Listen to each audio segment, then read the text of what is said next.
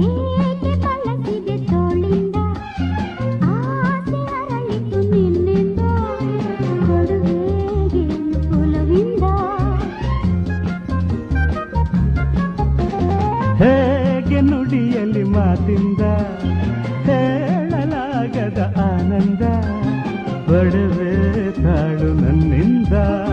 ನೀಗ ತಂದ ಸಂತೋಷದಿಂದ ನಾಚಿ ನಾಚಿ ಮೊಗ್ಗಾದೆನ ನಾಚಿ ನಾಚಿ ಮೊಗ್ಗಾದೆನ ತಾನ ತಂದನ್ನ ಹೈ ಜೋಡಿಯಾದೆನ ಹೈ ಎಂದು ಬಿಡಲಾರೆ ನಿನ್ನ ತಾನ ತಂದನ ಹೈ ಮಾರು ಹೋದೆನ ಹೈ